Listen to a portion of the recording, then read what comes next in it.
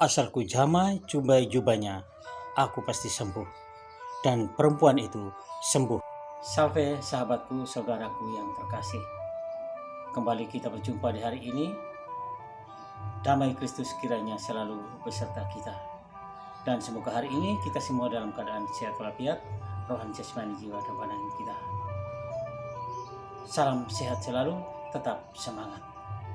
Kembali saya mengajak kita merenungkan firman Tuhan yang akan kita ambil dari bacaan liturgi hari ini, yaitu dari Injil Matius bab 9 ayat 18 sampai dengan 26. Mari kita buka dengan tanda kemenangan kita dalam nama Bapa dan Putra dan Roh Kudus. Amin. Inilah Injil Yesus Kristus menurut Matius. Dimuliakanlah Tuhan. Sekali peristiwa datanglah kepada Yesus seorang kepala rumah ibadat. Ia menyembah dia dan berkata, "Anakku perempuan baru saja meninggal. Tetapi datanglah, letakkanlah tanganmu atasnya, maka ia akan hidup."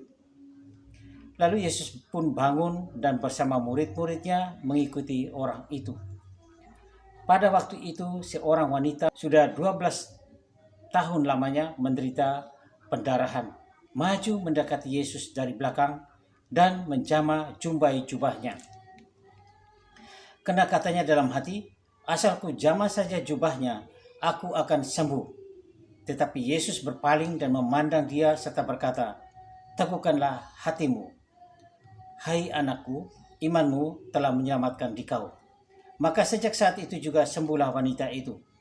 Ketika Yesus tiba di rumah kepala rumah ibadat itu dan melihat peniup-peniup seruling serta orang banyak yang ribut, berkatalah ia, "Pergilah, karena anak ini tidak mati tetapi tidur." Tetapi mereka mentertawakan dia. Setelah orang banyak itu diusir, Yesus masuk. Dipegangnya tangan si anak, lalu bangkitlah anak itu. Maka tersiarlah kabar tentang hal itu ke seluruh daerah. Demikianlah sabda Tuhan. Terpujilah Kristus. Sahabatku, saudaraku yang terkasih di dalam Kristus. Kembali saya mengajak kita untuk bersama-sama belajar serta merenungkan Injil yang barusan kita baca tadi, yaitu Matius bab 9 ayat 18 sampai dengan ayat 26. Kurang lebih 30 tahun yang lalu, setelah kelahiran anak kami yang pertama, istri saya menderita sakit pendarahan yang cukup lama. Obat medis belum bisa menyembuhkan penyakit istri saya. Pada waktu itu di Gereja Katedral Surabaya, setelah misa kudus di hari Jumat pertama, ada devosi adorasi sakramen Maha Kudus, tubuh dan darah Kristus. Kadang-kadang juga ada imam yang mengadakan prosesi keliling umat di lorong bangku umat di dalam gereja. Ini prosesi di dalam gereja. Berbekalkan iman pada peristiwa penyembuhan oleh Tuhan Yesus terhadap seorang ibu yang menderita sakit pendarahan selama 12 tahun. Saya dan istri saya, kami datang ke gereja katedral untuk mengikuti salah satu misa di hari Jumat pertama. Misa sore waktu itu. Dan kami mengikuti juga adorasi sakramen Maha Kudus. Kebetulan saat itu imamnya juga mengadakan prosesi sakramen Maha Kudus mengelilingi lorong bangku umat di dalam gereja. Ketika imam membawa tubuh Kristus dalam monstran, lewat di samping bangku istri saya, lalu istri saya menjamah velum yang dipakai oleh imam. Penuh iman, kami percaya Tuhan Yesus mendengarkan doa dan menolong kami yang tak berdaya ini. Kami percaya memegang velum Romo. Kami seolah-olah memegang jubah Yesus di 2000 tahun yang lalu. Tidak tahu dengan pasti kapan istri saya sembuh dari penyakitnya. Tetapi setelah pulang dari gereja katedral, kami tidak pernah ke dokter lagi. Penyakit istri saya sudah sembuh total sampai dengan saat ini. Walaupun hampir semua teman-teman lingkungan saya tidak pernah mendengar tentang peristiwa ini. Tetapi kami sekeluarga percaya dan penuh keyakinan bahwa peristiwa mujizat yang terjadi 2000 tahun yang lalu terhadap seorang ibu yang sudah menderita sakit pendarahan selama 12 tahun. Dengan menjamah jubahnya saja ia sembuh. Juga terjadi di dalam hidup kami sekeluarga, terutama terhadap istri saya yang sedang sakit. Sahabatku, saudaraku yang terkasih di dalam Kristus. Hari ini bersama Matius, marilah kita bersama-sama merenungkan mutiara iman yang terpancar dalam diri seorang perempuan yang sudah 12 tahun menderita sakit pendarahan. Betapa jujur dan tulus serta dalamnya iman perempuan itu. Ia berkata dalam hati, asalku jamah saja jubahnya, aku akan sembuh. Dan hal itu terjadi sesuai dengan imannya. Pada saat ia menjamah jubah Yesus, seketika itu juga sembuhlah penyakitnya. Sahabatku, saudaraku yang terkasih, manusia ini ketika keluarga, sanak, saudara, orang-orang dekat di sekeliling, juga ketika para ahli sudah tidak sanggup membantu dan menolong untuk mengobati penyakit kita atau membantu masalah-masalah di dalam hidup kita. Lalu kemana kita akan menyandarkan diri kita? Lalu kemana kita akan menaruh harapan hidup ini? Mungkin dunia banyak sekali menawarkan jalan alternatifnya.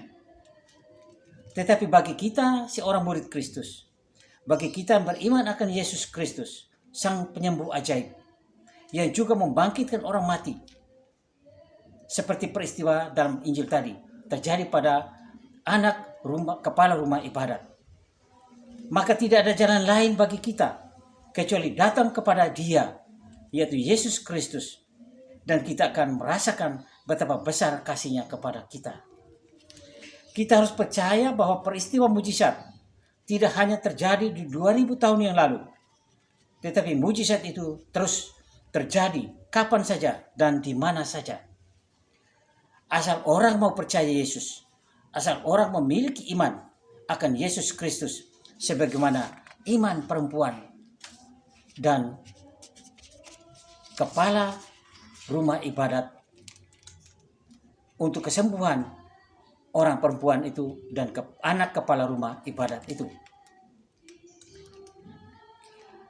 Juga jangan lupa saudaraku, Yesus telah menjanjikan bahwa Ia akan menyertai umatnya, Ia akan menyertai kita sampai akhir zaman.